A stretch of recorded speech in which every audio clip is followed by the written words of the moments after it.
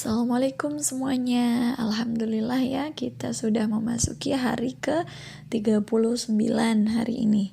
Ada yang baru mulai dengan hitungan sendiri.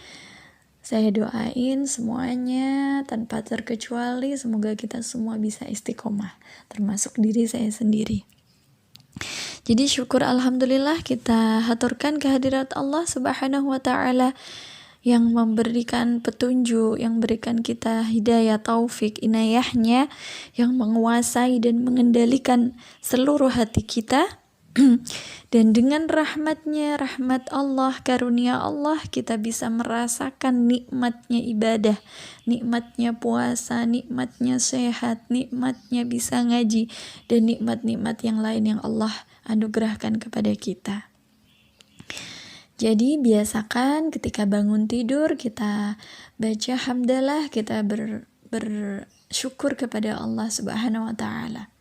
Karena dengan bersyukur kita akan ditambahkan nikmat oleh Allah. Sedikit berbicara, saya akan membahas tentang membiasakan berbuat baik. Sebenarnya ini agak-agak sepele, tapi bagi saya ini penting karena berbuat baik itu adalah modal untuk hidup menurut saya. Jadi begini, kalau kita hidup di masyarakat ya, kita lihat beberapa orang mempunyai kecenderungan tertentu.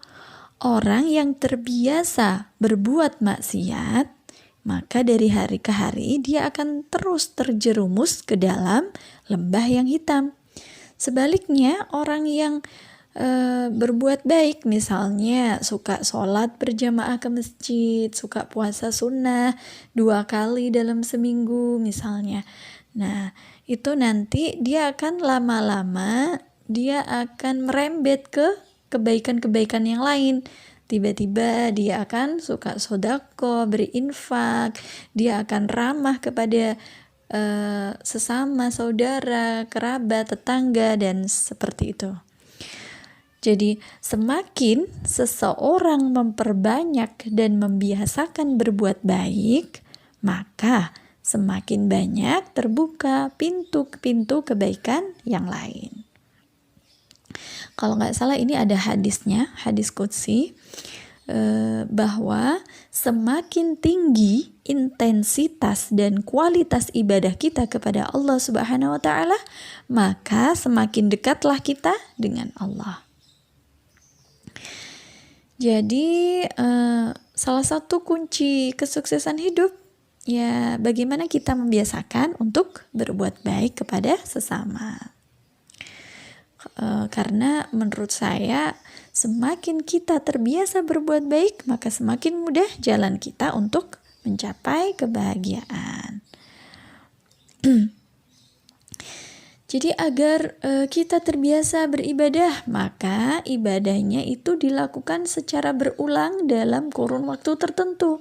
Jadi semacam kita belajar gitu. Kayak misalnya kita ngelakuin baca waqiah ini selama minimal 40 hari dulu. Nah, selama 40 hari kita nggak bolong, artinya kita bisa istiqomah, insya Allah selanjutnya akan kita ngerasa enteng begitu.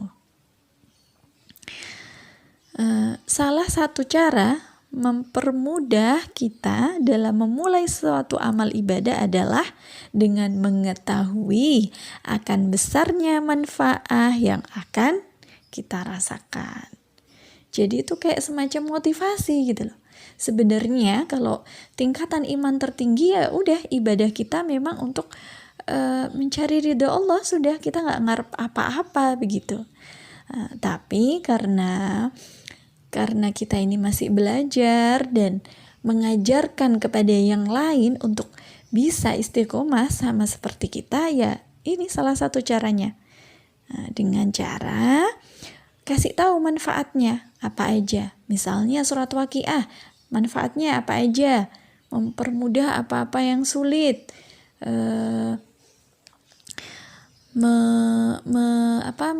Mengentengkan apa-apa yang menjadi hal yang berat.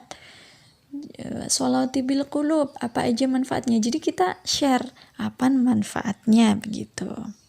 Apa fadilahnya maksudnya.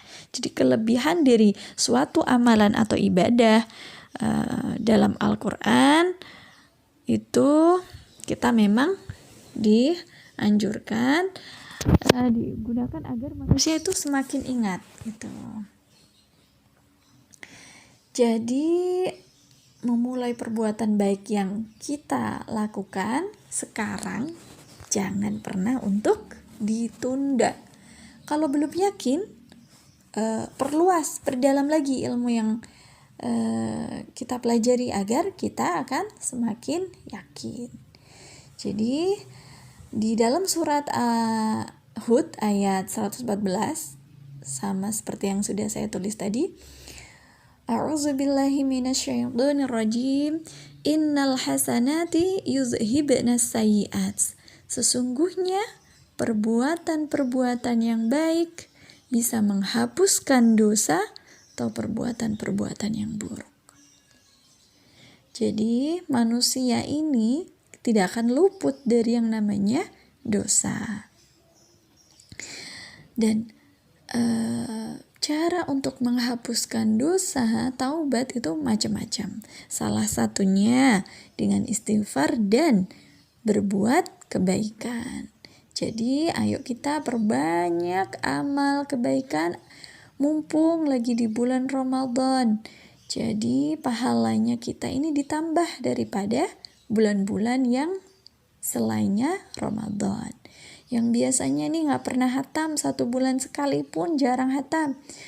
Nah, kita berlomba-lomba dalam kebaikan. Tiba-tiba kita tersemangati, mungkin adanya grup atau adanya jamiah yang lain. Kita bisa hatam sampai 2 atau 3 kali. Dan tujuannya kita hidup adalah semakin hari semakin kita menjadi baik dan manfaat. Manfaat untuk diri sendiri, manfaat untuk orang lain. Jadi semangat berbuat kebaikan kepada semuanya, kepada sesama, tapi jangan pernah